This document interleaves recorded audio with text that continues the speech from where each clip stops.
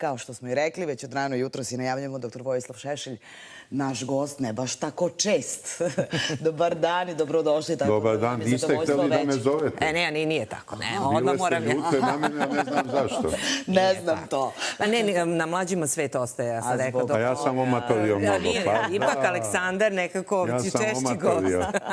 Šalim se. Nije, dobili ste komplimente na taj račun upravo, ali evo ja sam rekla da ćemo pokušati zaista da vas zadržimo ovoga jutra što duže da biste nam objasnili kakve se stvari dešavaju na geopolitičkoj sceni, a i ovde kod nas. I krećemo s ovim što moram priznati da nas na ličnom planu kao ljude uzbuđuje sa koje god strane, prosto kad čujete koliko je žrtava i da je to ponovo aktuelna situacija, novi rat za Jerusalim, palestinski militantski pokret Hamas od ponedeljka raketira Izrael i Jevrejska država na to odgovorila žestokim vazdušnim udarima na ciljeve u pojasu Gaze. Stradalo 49 osoba, 43 Palestinaca i 6 Izraelaca.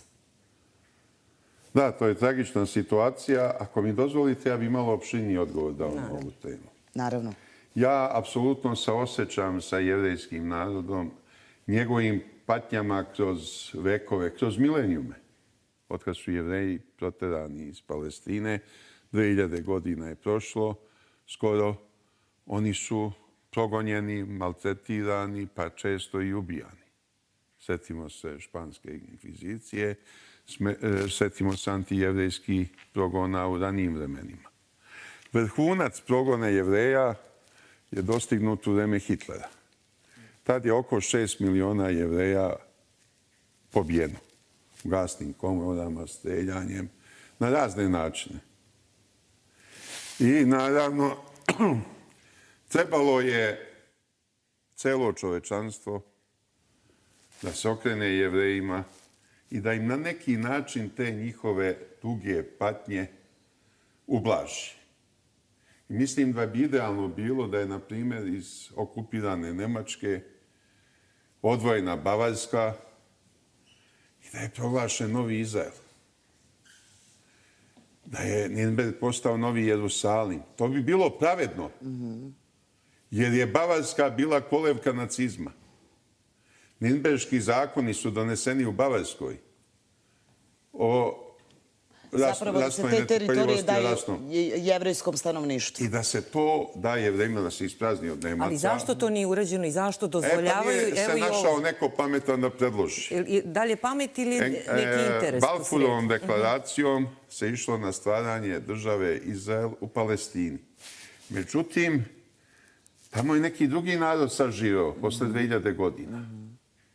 Preci današnjih Palestinaca najverovatnije su bili Jevreji ili hrišćani. Možda su i beduini. Ko će to sad sve istražiti? Ali vekovima oni su primali drugu veru. Prvi hrišćani su bili Jevreji. I to isključivo Jevreji. Tek je valjda apostol Pavle proširio mogućnost i drugim narodima da prihvataju hrišćansku veru. Tako vam je, dakle, sa Palestinom. Tamo su živjeli hrišćani i muslimani i Jevreji u uslovima verske tolerancije. Tamo su samo Evropljani mutili međuljudske odnose i izazivali krvoprolića, velike pokolje, pogotovo u vreme krstaških ratova. Znači, Evropljani su tamo bili izvor zla. I onda formirana je jevrejska država. Jugoslavija, mislim da je bila prva zemlja u svijetu koja je priznala nezavisnost jevrejske države. Ali su mnogi Palestinci već tada proterani. 1948. godine bio je veliki egzodus Palestinaca. Oni su se preseljavali u okolne arapske zemlje. Zgusnuto je njihovo stanovništvo na istočnoj obali Jordana i trajala je latentna neka kriza. Arapi nisu priznavali te progone. Jevreji su gradili svoju državu, imali su stalni priliv stanovništva iz evropskih zemalja, ponešto iz Amerike, ali slabo. Uglavnom iz Sovjetskog saveza. Bilo je veoma popularno među sovjetskim Jevrejima da se isele u Izrael. Što je interesantno, oni su svi učili svoje potomke ruski jezik i bili su vezani za maticu. Iako je Sovjetski savez neprekidno držao arapsku stranu. 67. godine je došlo do tog novog sukoba. Koji faktički traje i dan danas, mislim. Traje danas. I Jevreji su tad zauzeli pojas Gaze, gusto naseljen Palestincima, istočnu obalu koju je držao Jordan, ali je gusto naseljena Palestincima, pa i celi Jordan su Palestinci. Tamo je tuđinska samo ova hašemitska dinastija. I Golansku visoravni su oduzeli Siriji. I kriza traje. I već to traje i ljudi ginu i stalne su pobune. Meni je žao svakog civila koji je poginuo na obe strane. Upravo. Ali moram da podržim palestinsku stranu jer su oni ovde najveći mučenici. Jer Izrael očigledno nema nameru da se povuče s onih okupiranih teritorija. Povukao se iz pojasa Gaze. To je prevelik zalogaj i za Da, Izrael. videli smo i poruku da će biti još jači žesto... Ali će dalje naseljavati istočnu obalu i graditi ove svoje kibuce. Koje je tu jedino pravedno rješenje po mom mišljenju? Kažite. Da se Izrael vrati na granice iz 67. I da Palestinci mogu da odmah praktično formiraju svoju državu. Oni su je formirali, ali nije dovršen taj proces formiranja. Palestinci su kao država posmatrač u Generalnoj skupštini Ujedinjenih nacija. Srbija je među zemljama koje su priznale Palestinu kao nezavisnu državu. Ali da bi ona u pravom smislu reči funkcionisala, Izrael treba da se povuče sa istočne obale. I da se povuče iz istočnog dela Jerusalima. Jerusalim je sveti grad i za Jevreje, i za hrišćane, i za muslimane. Ovde su hrišćani i muslimani na istoj strani. Njima ne treba ta konfrontacija. Ono što je pripadalo Jevrejima do 67. neka ostane njima. I neka bude glavni grad Izraela. A ono što je pripadalo Palestincima, odnosno Jordanu do 67. treba da se vrati Palestincima i da bude glavni grad Palestine. Kako da se dogovor? Jel postoji ili bilo Pa, šta ćemo- kad bi Amerikanci želeli, Da, po to je... njihovim utjecajem Izrael se ovo radi. I uvek računa na američku podršku i pomoć. Ali interesantno da je od kako je došla Bajdenova administracija, Tačno, evo to svi imamo primećuju. sad ovu situaciju. Za ove 4 godine nismo imali taj sukob. Pa evo vidite, sada Izrael je mislio da se potpuno obezbedio, da ima protivraketnu zaštitu i protiv ovih malih kratkometnih raketa i tako dalje. Međutim, šta je to njemu znači ako mu je zaštita 80, 85 ili 90%? Kad Palestinci ispale 1000 raketa, pa 100 raketa pogodi ciljeve. Nema apsolutne zaštite od toga. Da. Jedino trajan mir, Pa to. uz garancije velikih sila i susednih zemalja, može tamo obezbediti miran život i Palestincima i Izraelcima. A kada ambasador u Srbiji, kaže izraelski ambasador, tvrdi da su Kosovo priznali uz saglasnost Srbije, ministar spoljnih poslova Selaković kaže da je to bezobrazluk, nemamo ništa sa njihovom odlukom. Nastoje taj diplomatski fajt, videli smo Pa da je to je ambasador... gaf bio izraelskog ambasada, on je posle se povukao. Jeste, on je demantovao. On je demantovao to, mislim, on je to izgovorio, Da. ali možda mu se otelo. A baš u diplomatiji jutros nema sam da vam gledao se... na jednoj od televizija izjavu srpskog ambasadora u Tel Avivu, koji je potpuno stao na izraelsku stranu. A to se ne smije raditi. I ja mislim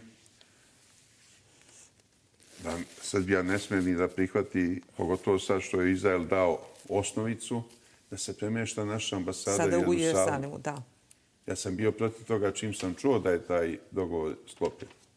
Mi nemamo nikakvu obavezu da poštujemo taj dogovor, jer je u međuvremenu Izrael priznao Kosovo. I treba to da izbegnemo po svaku cenu. Kad mi je izgledalo da nećemo moći da izbegnemo, onda sam rekao bar da se insistira da to bude u zapadnom delu Jerusalima, koji je bio izraelski pre 67.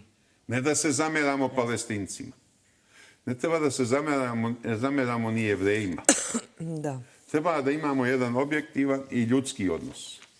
Protiv smo toga da civili ginu i na kraju krajeva vreme je da se taj sukob reši. Dobro, ali ako ambasador kaže da su oni kao priznali Kosovo pod pritiskom Sjedinjenih Američkih To je tačno. država.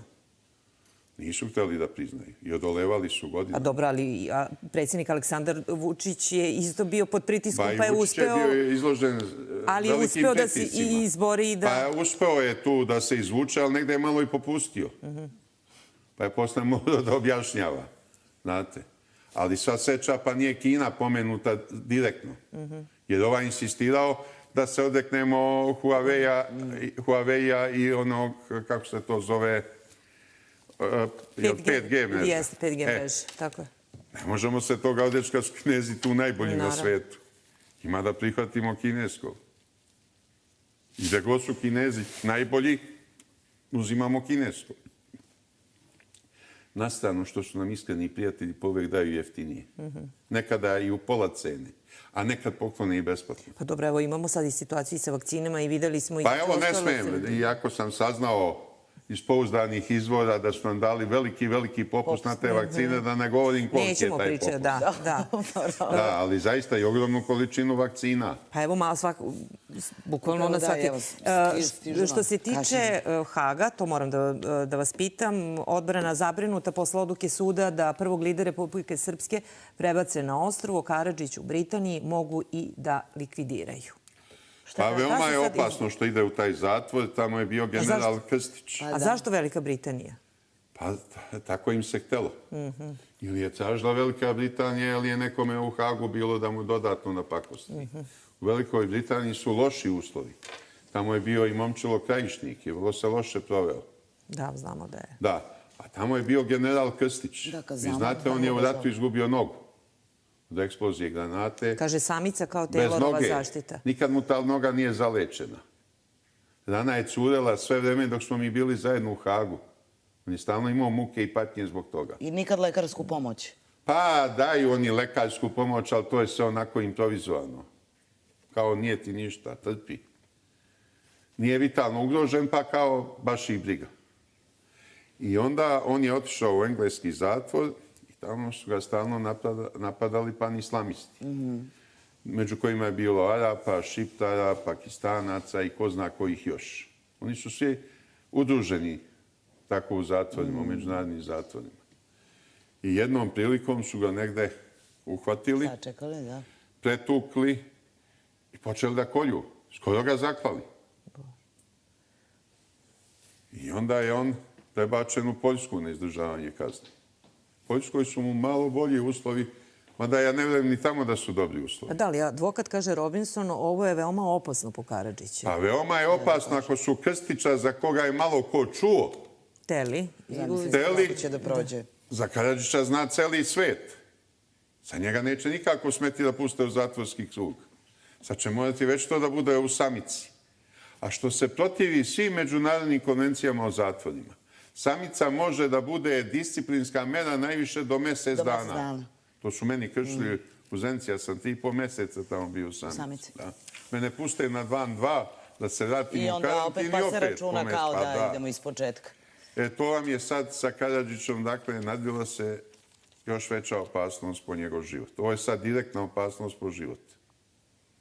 I tu nema nikakve Tu nema pomoći, tu ne može niko da reaguje. Ja se sad nadam da će Aleksandar Vučić kao predsjednik Republike, pošto je najavio da će lično nastupiti na sednici Savjeta bezbednosti Ujedinjenih nacija kad u junu bude rasprava o izveštaju predsjednika rezidualnog mehanizma i glavnog tužioca, da će lično ukazati na mnoge te nepravilnosti, protivpravne radnje, nelegalne postupke. A kao da je to međunarodno pravo zatajilo? Mislim, generalno na svim... Postupak osnivanja Međunarodnog suda, koji je ad hoc, samo za jednu zemlju i ograničenog trajanja, je protivpravan. I to sve velike sile koje su u tome učestvovale. Ja se nadam da on može sad postići kod Rusije i Kine podršku da se to jednom zauvek ukine i da se kaže da se ukidaju i sve donete presude i da se puste ti ljudi koji da se vrate kućama. Moram da vas pitam, po pitanju Kosova i Metohije, imamo ovu situaciju da otprilike sad u junu, od 15. maja, prolongira se taj dijalog koji pitanje da li će da se održi. Onda imamo Milanovića koji daje podršku i kaže šta fali da se otvori baza, ne vidi ništa protiv dole na Kosovu i Metohiji. Šta se dešava, odakle i Hrvatima taj vetar u leđa da sad tako Znate šta, Milanović... meni sad Milanović liči na kralja Jovana bez zemlje. Sećate se te istorijske ličnosti kad je Ričard Lavlje srce ratovo u krstaškim ratovima u Palestini. Onda je njegov brat John obavljao funkciju kralje. Kad se vratio Ričard, John je morao da ode. Da, i kralj Jovan bez zemlje, da. Kralj John bez zemlje. Kod nas je to predeno kao kralj Jovan. Još u 19. veku se tako to pričalo u ovim obrazovanim krugovima. Ali Milanović kad kaže da će za Haradine da da dozvolu... On nema nikakvih nadležnosti da o tome odlučuje. On jeste predsjednik Republike čije su nadležnosti slične predsjedniku Republike Srbije. Ali on nema taj autoritet i moć. Jer njegova partija nije vladajuća. Nije Vučićev autoritet i moć u samoj funkciji predsjednika Republike, nego u činjenici da je predsjednik najveće partije, da ta partija ima apsolutnu većinu. I da je njegova uloga onda presudna i kod politike vlade i kod sastava vlade i tako dalje, kao šefa partije. Tako da Milanovićeva tu ne znači mnogo. Dobro, ali... A i Milanović je ranije pravio razne gafove, nekad se hvalio kako mu je deda bio ustaša. Sad napada Dražu Mihajlovića. Da, ali nekako Hrvati počinju da se ograđuju, da imaju i bilo kakve veze sa Srbima, da imaju uopšte korene. Mi smo podržali, ja lično, izbor Milanovića. Da sam se ja umešao ovog puta u hrvatske izbore. Ja sam to rekao na dan izbora i posle komentarisao. Ostala bi Kolinda. Da sam je napadao, ona bi ostala. Da sam je podržavao, ona bi ostala. Ja sam čutao i ona je propala. I došao ovaj. Ovaj nam je više odgovarao, je veća budala. I manji mu je autoritet. Pa dobro da vam kažem iskreno ovako, kad se Kolinda pojavi negde pa dobro, kao u pojava susretu sa ovim stranim liderima, kao pojava žena, reprezentativna žena, rasna, sa svim onim spoljašnjim odlikama koje se traže kod matorijih muškaraca političara. Vodite računa, Marinika Tepić prati, kako Marinika, s obzirom da se bavi istraživanjem... Kako mene niko ne uvati u nekoj takvoj aferi, to ne mogu da shvatim. Nije ih bilo. Ali kod Marinike je sve moguće, ona ima sve u... Marinika Čobanu. To je devojačko prezime, da. Još jedan interesantan tekst, pošto pričamo o Hrvatima, između ostalog, bole stravično pismo anonimnog pošiljaoca stiglo na adresu uglednog zagrebačkog profesora, a između ostalog stoji ubi Klasića, a ne Srbina, samo zato što je pisao na strani Srbije profesor. Pa šta sad da razgovaramo o anonimnim pismima, malo je smiješno. Ne, nego uopšte ta ideja... I mnogi ljudi dižu u deku kad dobije anonimno pismo. Ja sam toliko anonimnih pisama u životu dobijao, ja sam ih samo bacao. Nikad nikakvu deku nisam dizao pored toga. Da, ali ovo je sad napad i na Hrvate kao... Pa znam, ali anonimno pismo. Anonimno pismo je anonimno pismo. Dobro. To su nemoćni slabići koji pišu takva pisma. Pa dobro, a šta ćemo na društvenim mrežama kad krenu da vam prete, da vam crkiti? Pa dobro, prete, ali svi anonimni. Da, upravo to. Mene to izbaciše sa Twittera, sa Instagrama i sa... Niste više na tim mrežama? Ne. Što? I sa ovoga Facebooka. Čekajte, jel ste vi kao Trump? Nisu vam ukinuli nalog? Meni su pre Trumpa. Sve izbacili su me s toga. I ako vi stavite na svoj Facebook nalog moju sliku, odmah će vam zabraniti na mjesec dana, pa će vas upozoriti. Ponovo vratiti. Pa će vas onda potpuno izbaciti ako ne poslušate. Pa to sloboda medija, nije medija, ali sloboda govora. Zato da se to ukine, pa da se istočne zemlje udruže i da formiraju svoje alternativne mreže. Pa da. Pa ima između ostalog pravo da se govori. Također jedan tekst, ja mislim da je dobro, zvoni vam telefon. Partije koje je pojela Srpska napredna stranka, evo imamo između ostalog do kraja meseca Spas će se ujediniti u Srpsku naprednu stranku. Kako to komentarišete? S obzirom da za godinu dana će bezmalo i izbori i predsjednički i gradski. Ja mislim da oni na tome neće ostati. I krajnje je vreme da se te male stranke integrišu s naprednjacima. Ja sam neki dan javno izjavio da očekujem da Vučić integriše sve te stranke kojima su naprednjaci na prošlim izborima skupljali potpise. Da lepo. To što one mogu doneti 1 ili 0,5% ili 2, neka to ide sve na gomilu. I još sam zato i tih 10 koliko ima Sadaka partija. Znate što znači Sadaka? Milostinja kod muslimana. To su dakle stranke koje neko iz milostinje da mandat. Što su i naprednjaci stavili na svoju listu, kao Srpski pokret obnove Vuka Draškovića Pa da, između i neke ostalog, druge. Ima ih Ste rekli 10. Sadaka? Sadaka. tu je i Krkobabićeva, između ostalog. Pa Mislim, možda da. Krkobabić i može da sam dobije cenzus, ali Vuk Drašković sigurno ne može. I ima još ovi koji ne mogu. Karić, između ostalog, da. Tu je Desetak ih Popović, ima. da. Pa ovde ima nekih koliko Da. su Znači, trebalo bi sve da ih asimiluje i da se raščisti malo srpska politička scena. Pa koliko je? 26 je bilo sad politički stranaka za taj dijalog vlasti. Za 14 je Vučić skupljao potpis i razvodio opoziciju koja je izašla na izbore. I to je bio jedan od načina da nas izbaci iz parlamenta. Mala bara, mnogo krokodila. A da su išli samo oni koji su sposobni da skupe potpise, jer zakonodavac je uveo cenzus, ne samo kod nas, nego u svim civilizovanim zemljama na svetu, upravo da se spreče male ove marginalne stranke da uđu u parlament. Ali ove godine, odnosno prošle godine, je spušten sa 5 na 3. I opet nisu mogle. Ali su zato i nas. A mi smo jedini od njih bili u stanju da skupimo potpise. Od onih stranaka koji su izašle na izbore, ne računajući stranke nacionalnih manjina i verskih manjina, samo su naprednjaci, socijalisti i mi mogli da sami skupe potpise. Kakav vam je sad plan i program s obzirom na... Pa naš je program isti, nije se tu ništa bitno menjalo, ali plan nam je da se vratimo u Skupštinu, jer bez radikala Skupština ne valja.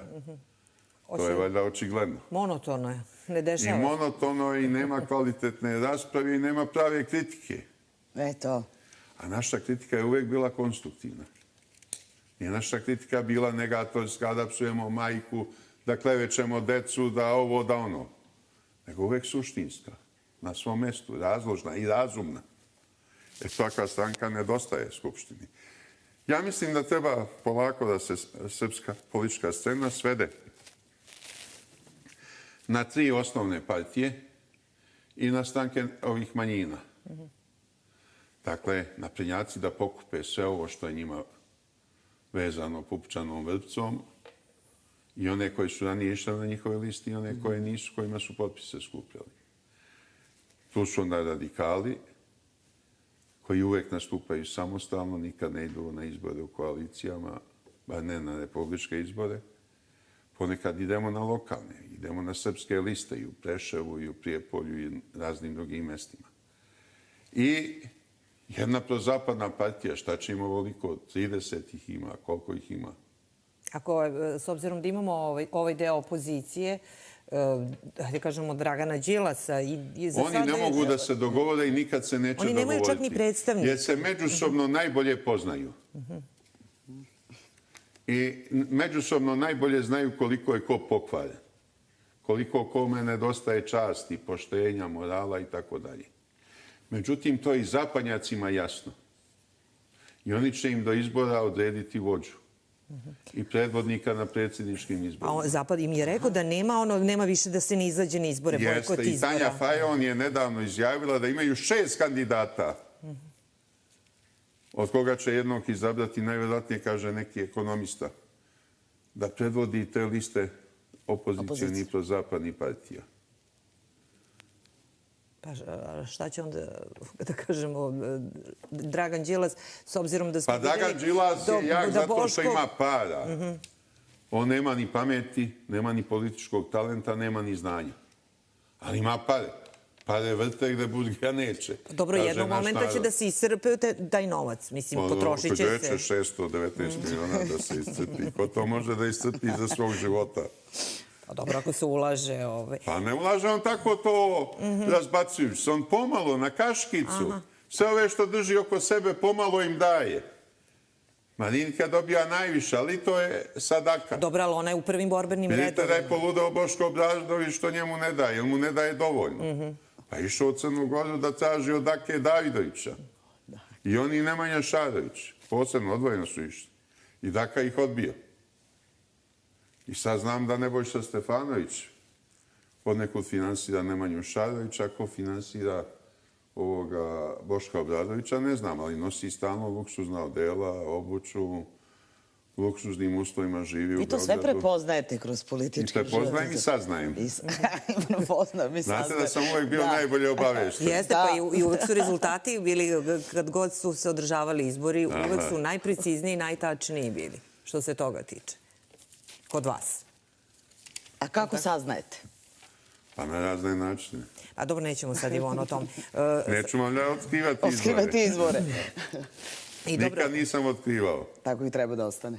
Sad, kako ste me... Da se sećate kako sam sa kesama puni para ranije dolazio na Studio B da plaćam one... To niko ne zna. Ja se stvarno ne sećam toga. Ne sećam se. Ne, stvarno. Eto, Ivon je... 90. godina. Ne.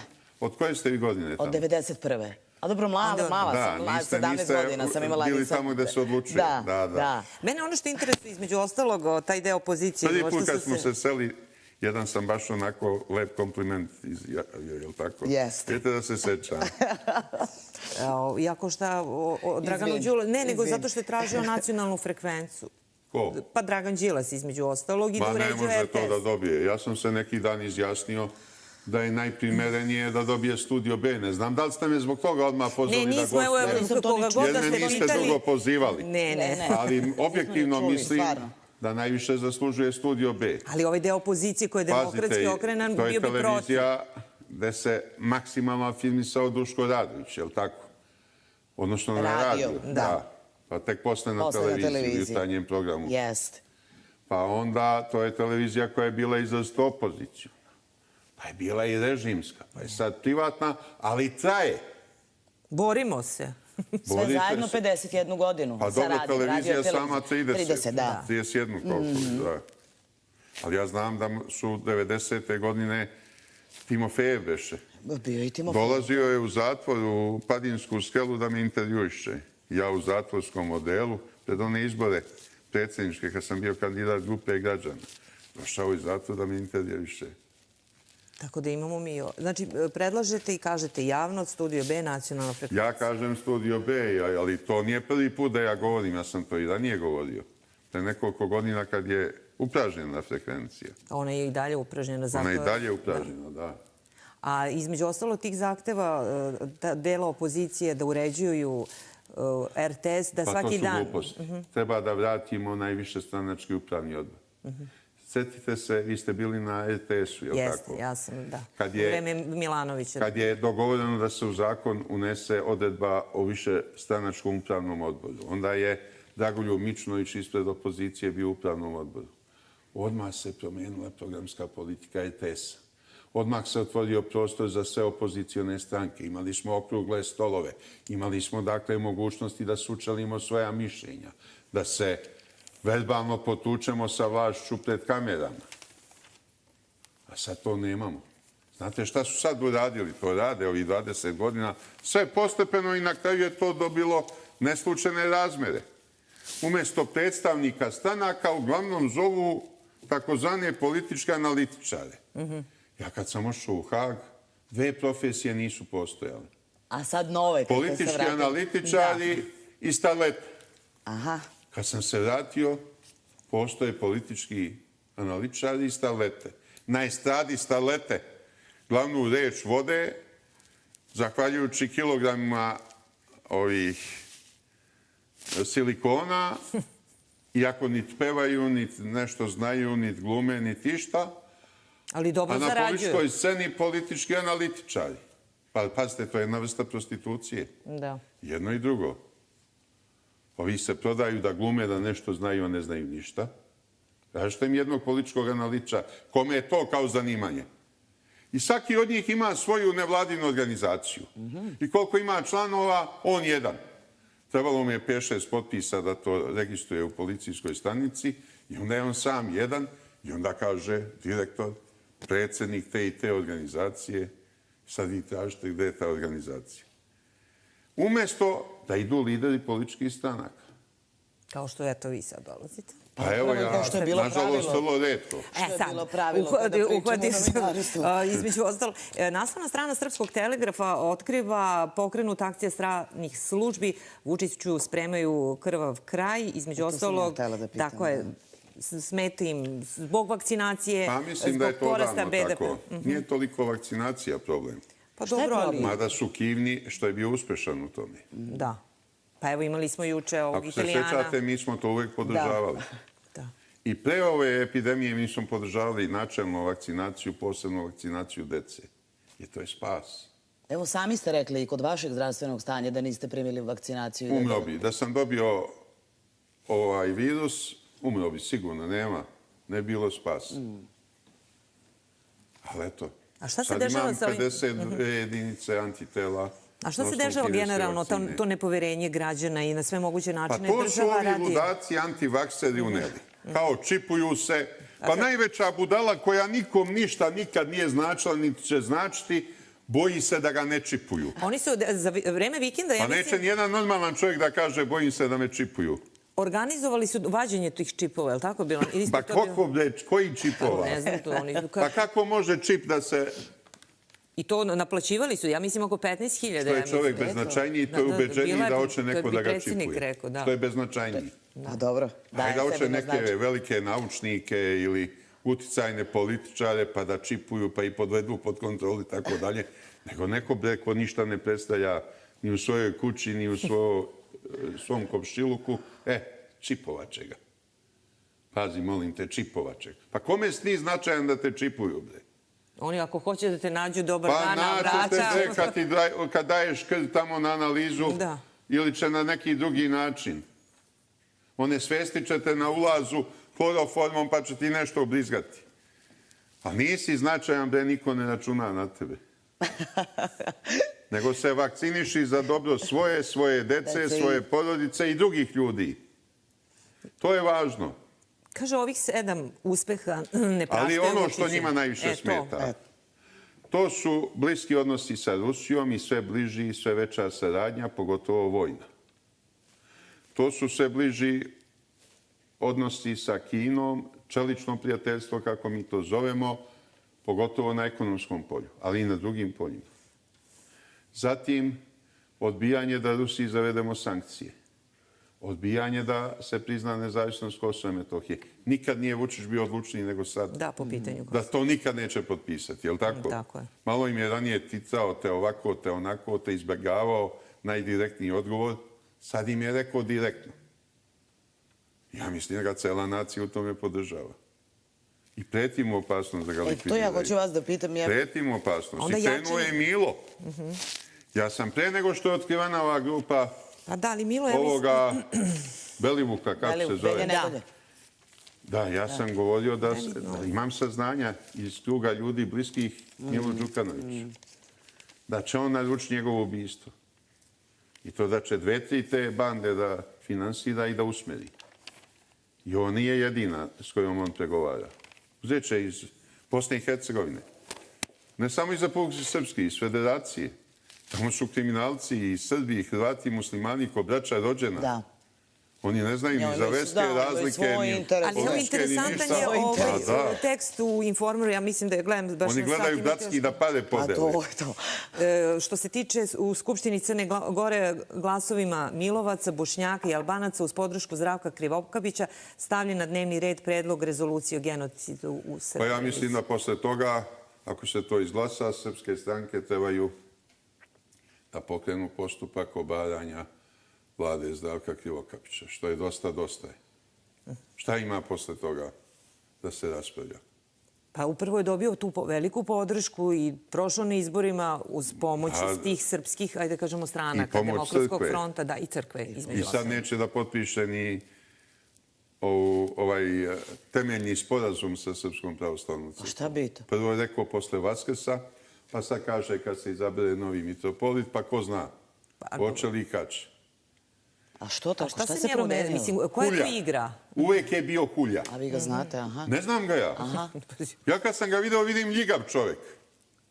Ono kad je umeo mitropolitan Filohije, mili naš vladiko, raspekmezio se tamo nad Odrom. Odmah počeo da radi protiv srpskih interesa. A dobio je pismo od Amfilohija koji ga na neki način Dobio, pa imao zavetovao crkvenu ga podršku, ukao se u crkvene krugove, tamo se umiljavao, glumio velikog pravoslavca i stekao poverenje. Predavao na bogosloviji na Cetinju i tako dalje. I evo vidite sad koji i kakav je.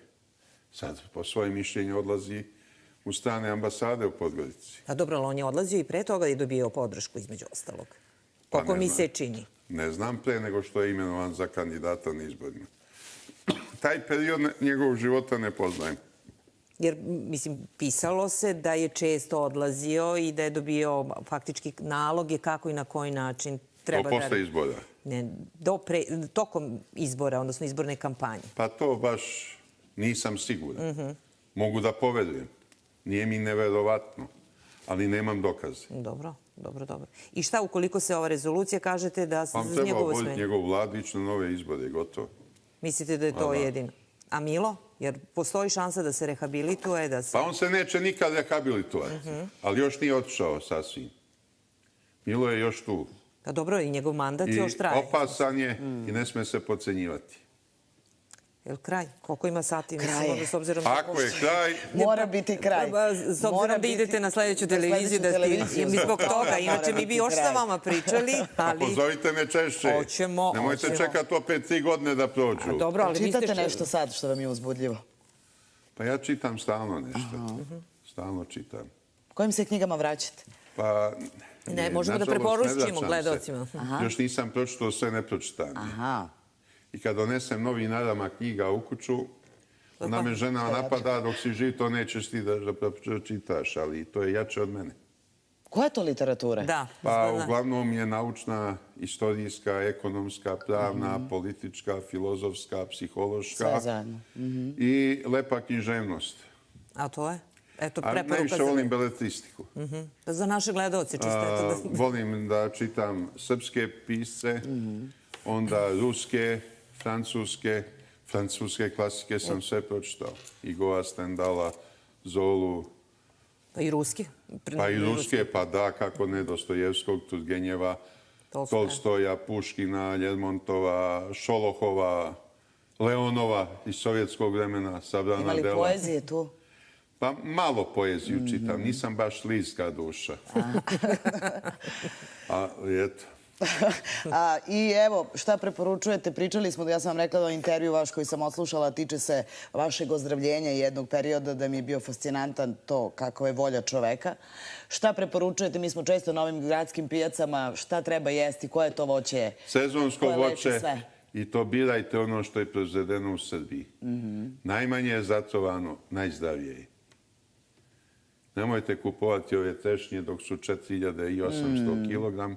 Pa i jagode. To ne vredi između ništa. ostalog sad Ima jagoda domaći. Ili ima? Moja sestra je juče kupila domaće izvanredne. Prave jagode, slatke. Oseti se miris Nisu taj, da. krupne, one su onako Male. One sitnije, sitne, srednje, da. ali domaće. Nego vidimo sad i lubenice su se pojavile pa Ne, između... to nisu Prerano naše je. lubenice. A smokva kad dođe, onda Kad smokva smokva je dođe, prava. predesu Petrovač.